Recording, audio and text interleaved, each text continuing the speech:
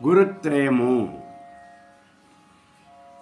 శ్రీ విద్యలో ప్రవేశించాలి అంటే, శ్రీ విద్యను ఉపాసించాలి అంటే మొట్టమొదటిగా మనం చెప్పుకోవాల్సినటువంటిది ఏమిటి అంటే గురుత్రయం.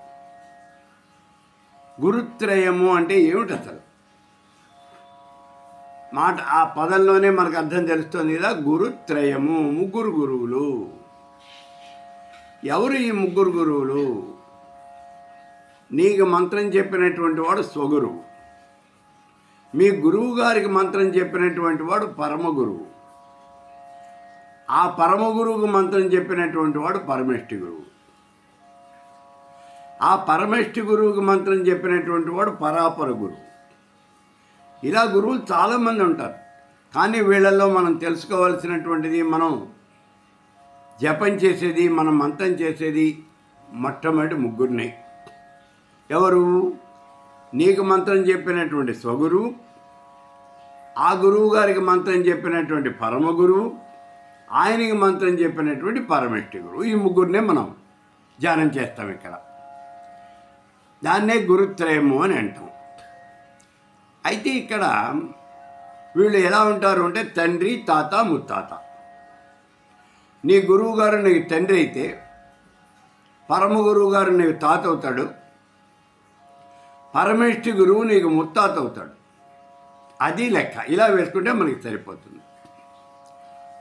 ఇప్పుడు ఈ శ్రీ విద్యలో ప్రవేశించాలి అంటే మొట్టమొదటిగా మనం చెప్పుకోవాల్సిన మంత్రం ఏమిటి అంటే ఇదిగో ఈ గురుత్రయము అనే చెప్పుకోవాలి. ప్రతి వాళ్ళు కూడా గురుత్రయం చెప్పుకోవాలి. గురుత్రయం చెప్పుకునేటప్పుడు మొట్టమొదటిగా మీ సంప్రదాయ శ్లోకం ఏదైతే ఉన్నదో దాన్ని ధ్యానం చేయాలి. సంప్రదాయ శ్లోకం అంటే ఏమిటి? శ్రీ విద్య ఎక్కడి నుంచి ప్రారంభమైందో అక్కడి నుంచి ఇవాళ నీకు మంత్రం చెప్పినటువంటి గురువు దాకా కొన్ని లక్షల మంది, కోట్ల మంది గురువులు ఉన్నారు. వాళ్ళందరికీ ముందుగా నువ్వు నమస్కారం చేయాలి. అందరికీ నమస్కారం చేయాలి. దాన్ని సంప్రదాయ శ్లోకము అని అంటారు. ప్రతి సంప్రదాయంలోనూ కూడా ఈ శ్లోకము అనేది తప్పనిసరిగా ఉంటుంది.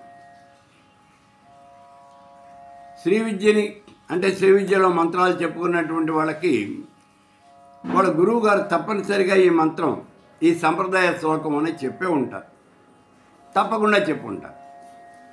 ఒకవేళ కనుక మీకు ఆ సంప్రదాయ శ్లోకం చెప్పకపోతే మీ గురువు గారిని అడగండి. గురువుగారు మన సంప్రదాయ శ్లోకం ఏదో ఉంటుంది కదా, ఆ శ్లోకం ఏమిటి అని అడగండి, వారు చెప్తారు మీకు. ఇప్పుడు మనకి ఆ సంప్రదాయ శ్లోకం ఏమిటి అంటే ఆదినాథ సమారంభం శంకరాచార్య మధ్యమాం అస్మదాచార్య పర్యంతం పరమానందనాథ పర్యంతం వందే గురు పరంపరాం. ఇది సంప్రదాయ శ్లోకం. ఆదినాథ సమారంభం. శ్రీ విద్య ఎక్కడ పుట్టింది? ఆదినాథుడు పరమేశ్వరుడు పరమేశ్వరుడికి చెప్పారు. అక్కడి నుంచి ప్రారంభమైంది. అక్కడి నుంచి దివ్యవుగా, సిద్ధవుగా, మానవుగా అని 3 ఓఘములుగా, ఓఘత్రయము అంటారు దీన్ని. 3 ఓఘములుగా ఈ విద్య అనేది వచ్చింది. ఇలా వచ్చినప్పుడు ఆ మొట్టమొదటిగా వచ్చినటువంటి ఆదినాథుడికి ఆదినాథ సమారంభం, ఆయనకి నమస్కారం చేయాలి ముందు. అక్కడి నుంచి శంకరాచార్య మధ్యమాం అంటే దివ్యవుగా, సిద్ధవుగా ఆ అందరికీ కూడా అందులో ఆ వాళ్ళందరికీ నమస్కారాలు చేసి శంకరాచార్య మధ్యమా మానవోఘంలోకి వచ్చాం. ఈ మానవ సమూహంలో ఉన్నటువంటి శంకరాచార్యుల వారికి నమస్కారం చేసి ఆదిశంకరుడు, శంకరాచార్యులు అంటే ఆదిశంకరుడు. ఎందుకని? ఈ విద్యని ఉద్ధరించినటువంటి వాడు ఆదిశంకరుడే. అందుకని ఆదిశంకరుడికి నమస్కారం చేసి ఆ తర్వాత అస్మదాచార్య పర్యంతం నీకు మంత్రం చెప్పినటువంటి గురువు గారు ఎవరైనా పరమానందనాథ పర్యంతం, పరమానందనాథుడు, ఆ పరమానందనాథుడి వరకు అందరికీ కూడా నమస్కారం చేయాలి. ఎందుకు గాను నమస్కారం చేయాలి? ఇది మనకు వచ్చే అనుమానం. వాళ్ళెవరో చెప్పారు, మనం చేస్తున్నామండి, బాగానే ఉంది. ఇలా చేయటం వల్ల ఉపయోగం ఏమిటి? ఇలా కనుక మనం నమస్కారం చేసినట్లయితే ఆ గురువులందరూ కూడా ప్రీతి చెందుతారు, ప్రీతిపాత్రులు అవుతారు. వాళ్ళు ఎప్పుడైతే నేను అనుగ్రహించారో నీకు ఉన్నటువంటి అనుమానాలన్నీ వాళ్ళు తీరుస్తారు. ఏ రకమైనటువంటి అనుమానం ఉన్నా సరే వాళ్ళు తీరుస్తారు. కాబట్టి నీ అనుమానాలు తీరాలి అంటే ఎవరిని నువ్వు ఆశ్రయించాలి? ఆ గురువుల్ని ఆశ్రయించాలి. గురువుగారే నీ అనుమానం తీర్చాలి. గురువుగారే తీర్చాలి అంటే నీకు మంత్రం చెప్పినటువంటి గురువుగారే నీ అనుమానం తీర్చక్కల్లా. కొంతమంది చెప్తూ ఉంటారు, మా గురువు గారికి ఏం తెలియదండి, ఆయన ఏదో మంత్రం జపం చేసుకోవడం తప్పించి ఆయనకేం తెలియదు అని. నష్టమేం లేదు, ఆయనకు తెలియాల్సిన పని అస్సలు లేదు. మరి ఎవరు చెప్తారండి?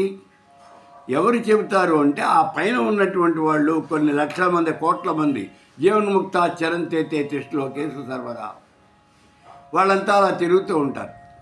జీవన్ముక్తులై ముల్లోకాల్లోనూ కూడా తిరుగుతూ ఉంటారు. వాళ్ళు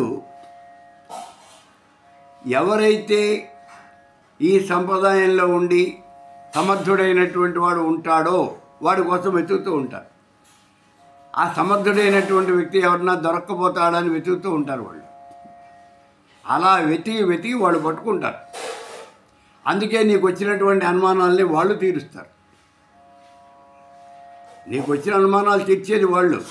నీకు అనుమానాలని తీర్చి వాళ్ళు నీతో వాళ్ళకి కావలసినటువంటి పని చేయించుకుంటారు. వాళ్ళకి కావలసినటువంటి పని అంటే ఏమిటండి? వాళ్ళకి ఏం కావాలి? విద్యా వ్యాప్తి కావాలి. వాళ్ళకి ఏం అక్కర్లేదు. 10 మందికి నువ్వు ఆ విద్యని ఉపదేశించడం, దాని మీద పుస్తకాలు రాయటం, లేదా 10 చోట్ల ఉపన్యాసాలు చెప్పడం, 10 మందికి ఆ విద్య చేరేటట్టుగా చూడటం, ఇది నువ్వు చేయవలసినటువంటి పని. దీనికోసం వాళ్ళు ప్రయత్నం చేస్తూ ఉంటారు. నువ్వు కనుక వాళ్ళకి నమస్కారం పెట్టినట్లయితే నీ అనుమానాలని వాళ్ళు తీరుస్తారన్నమాట. అందుకని మనం వీళ్ళందరికీ కూడా నమస్కారం పెట్టాలి. ఇప్పుడు చిన్న అనుమానం వస్తుంది, ఏ సంప్రదాయంలో అయినా ఇలా పెట్టాల్సిందేనా అని. ఏ సంప్రదాయంలో అయినా పెట్టాల్సిందే. ఏ సంప్రదాయంలో అయినా సరే అక్కడి నుంచి ఇక్కడి దాకా, అంటే శ్రీ విద్య ప్రారంభమైన దగ్గర నుంచి ఇవాళ రోజు దాకా అందరూ గురువులు పైన తిరుగుతూ ఉంటారు. జీవన్ముక్తులై అలా ముల్లోకంలో ఎందుకు సంచరిస్తూ ఉంటారు. అలా సంచరించేటువంటి ఆ గురువులందరికీ కూడా ముందు వందనం చేయాలి, నమస్కారం పెట్టాలి. ఆ తర్వాత నువ్వు మంత్రానికి రావాలి. మంత్రం ఎవరు మొట్టమొదటిగా చెప్పేది? నువ్వు స్వగురువు.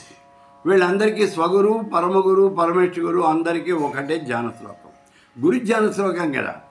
వందే గురు పదద్వంద్వం అవాంగ్మానస గోచరం రక్త శుక్ల ప్రభామిశ్రం అతర్క్యం త్రిపురం మహా అని నమస్కారం చేసి మొట్టమొదటగా ఆత్మస్వగురు పరమానందనాథ శ్రీపాదుకాం పూజయామి నమః. నీ గురువుని. ఏమిటి ఈయన? ఇక్కడ ఈయన ఏం చెప్తాడంటే స్వరూప నిరూపణ హేతవే, అదే ఆయన చేసేది. నీ స్వరూపాన్ని నిరూపించి నీకు చూపిస్తాడు. ఇదయ్యా నీ పరిస్థితి అని నీకు వివరించి చెప్తాడు. అందుకని ఆయనకి నమస్కారం చేయాలి. ఆ తర్వాత పరమ గురువుకి నమస్కారం చేయాలి. ఈయన ఏం చేస్తాడు? స్వచ్ఛ ప్రకాశ విమర్శ హేతవే పరమ గురవే నమః. అస్మత్ పరమ గురు విరజానందనాథ శ్రీపాదుకాం పూజయామి నమః. స్వచ్ఛ ప్రకాశ విమర్శ హేతవే, ప్రకాశాంశ విమర్శాంశ, ఈ రెండింటినీ కూడా వివరించి చెప్పేటటువంటి వాడు అతడు పరమ గురువు. ఇక మూడో ఆయన ఉన్నాడు. ఈయనేమిటి? స్వాత్మారామ పంజర విలీన తేజోహేతవే పరమేష్టి గురవే నమః. జీవబ్రహ్మైక్యం, జీవాత్మ పరమాత్మ రెండు ఎలా లీనమైపోతాయి, ఎలా కలిసిపోతాయి, ఎలా ఒకటైపోతాయి అనే విషయాన్ని వివరించి చెప్పేవాడు పరమేష్టి గురువు. అందుకని ఆ పరమేష్టి గురు మంత్రం. కాబట్టి ఈ 3 మంత్రాల్లో కూడా స్వగురు, పరమగురు, పరమేష్టి గురు. ఈ గురువులకి అనుగ్రహం నువ్వు పొందాలి. అనుగ్రహం పొందాలి అంటే నేనైతే మాత్రం ఒక్కొక్క మంత్రం 10,000 సార్లు మీరు జపం చేయండి అని చెప్తాను. స్వగురు 10,000, పరమగురు 10,000, పరమేష్టి గురు 10,000. ఇలా 3 మంత్రాలు జపం చేస్తే ఈ లోపల గురు సాక్షాత్కారం అనేది జరిగి తీరుతుంది. గురు సాక్షాత్కారం జరుగుతుంది. అప్పుడు నీకు మంత్రసిద్ధి అనేది అవుతుంది. శ్రీ విద్యలో ఉన్నటువంటి ఏ మంత్రమైనా సరే నీకు పట్టుబడుతుంది.